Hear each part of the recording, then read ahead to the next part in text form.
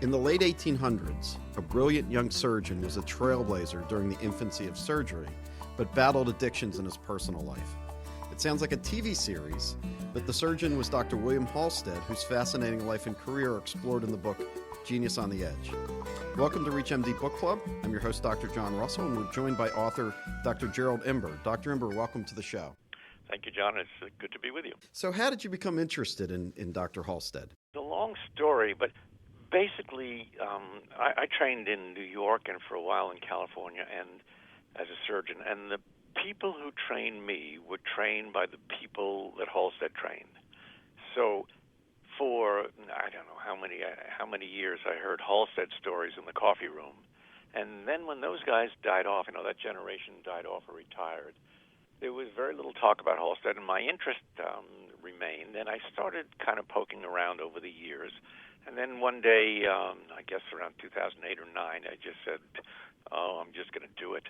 And I kind of went down to Hopkins for a while and I went through their files. And then we have a good deal of Halsted stuff at New York Hospital in our archives as well. And it just got me going. So as a person, what were Halsted's beginnings? Well, as a person, he was a privileged young man from a very influential, wealthy New York family. He grew up on Lower Fifth Avenue in Manhattan, which was probably the epicenter of society at that time. And right directly where his family lived, where he grew up, was the first house that Edison had electrified. A block or two away was the first telephone exchange, the first elevated subway train. And that's an oxymoron, an elevated subway, but the first elevated train then became the Third Avenue subway, was down the block from where he grew up. So he lived a privileged existence and in the upper classes of New York City. So how did he get drawn to medicine? Well, he was just a dreadful student, and he was sent away to a Presbyterian boarding school that was very strict till he was about 12, and he escaped a couple of times and didn't like school at all, and finally went off to Andover. And in Andover, he was just another one of the guys, and he's only interested in sports. But anybody who left Andover at that time could easily get to Yale, which he did. And at Yale, he was on the varsity crew. He was a shortstop on the baseball team, and he was in the lower third of his class all the time. And then in his last year at Yale, he suddenly picked up a physiology book and an anatomy book and became interested, started hanging around the medical school, and went from the bottom of his class to near the top. And when he was graduated from Yale, he went to his dad, who had expected him to come into the family business, and said, hey, I want to be a doctor. And as it turned out, his dad was a trustee of Columbia of Physicians and Surgeons, which ultimately became part of Columbia University. So what was surgery like in the 1880s? It wasn't surgery as we know it. It was barbaric. There was, as late as the 1880s, there was no elective surgery being performed of any kind, essentially none. Certainly no elective abdominal surgery. Certainly no appendectomies were performed. I mean, up until a period of, I guess, the mid to late 1890s, if peritonitis is, I guess, what everyone called appendicitis at the time, if one was diagnosed with appendicitis, it was usually confirmed at autopsy. And those lucky few in whom the appendix perforated and was walled off by the omentum then had a pointing abscess that could be opened, and they survived. But that was not the rule. So surgery was, even though Lister had begun the world of antiseptic surgery in 1867, and in the 1840s anesthesia was introduced, it was still a world of dealing with catastrophe. And when Halsted was an intern at Bellevue, he was there on the 4th Surgical Division for 7 months. And during that 7 months, there were 90 admissions, surgical admissions, and I believe 50 cases were performed.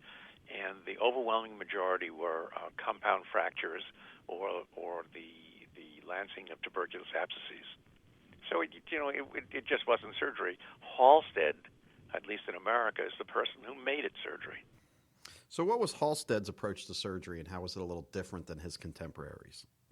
Well, he kind of took Lister seriously.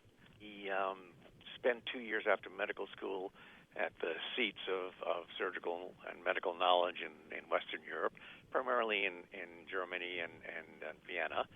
And he was with Bill Roth and Bill Roth's disciples, and he was really up to date in the modern thinking, but the United States wasn't.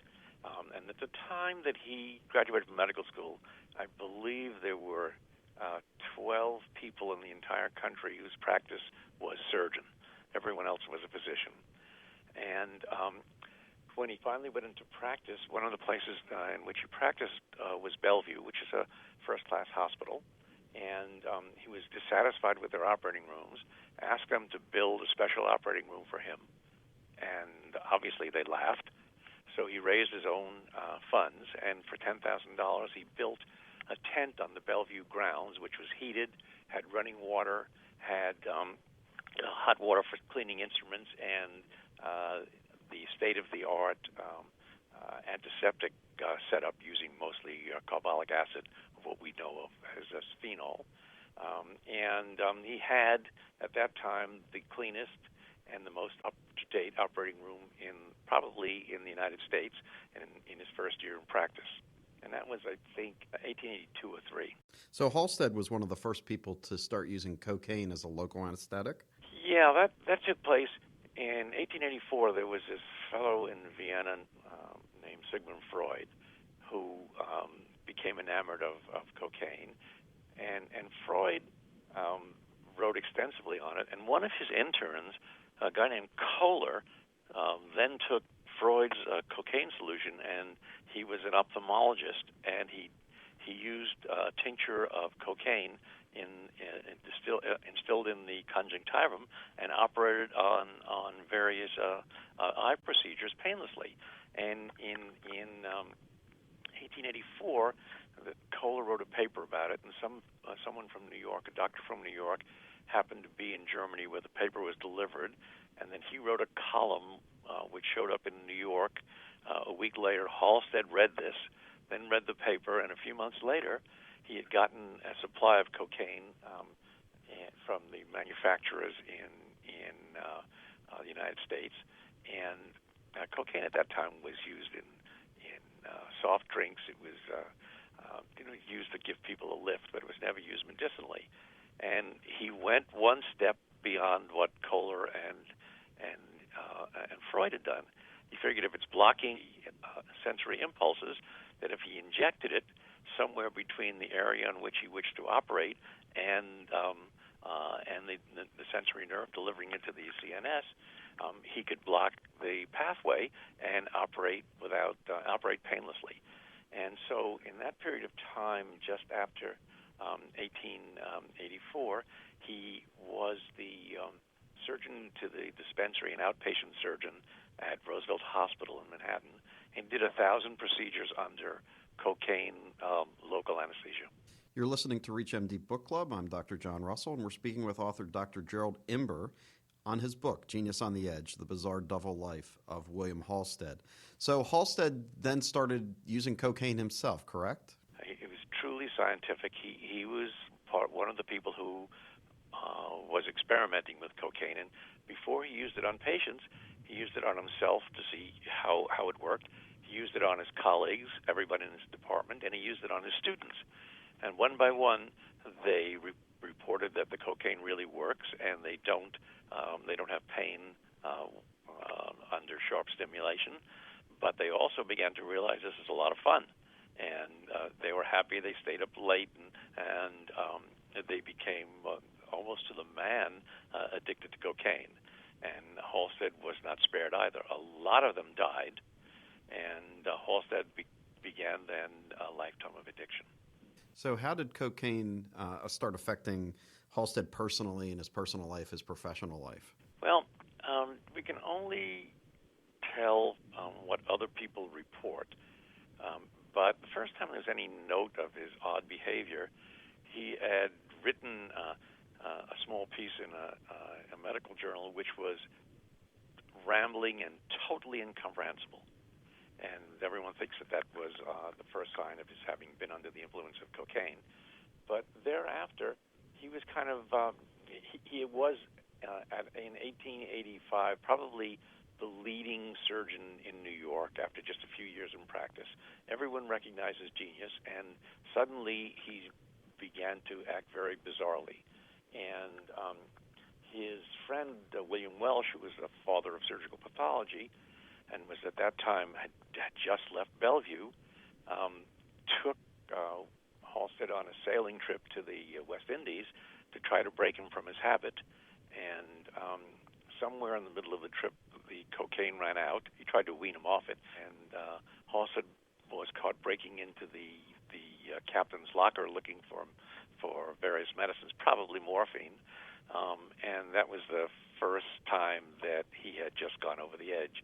And subsequently, he was committed to the Butler Hospital in Providence, Rhode Island, for treatment.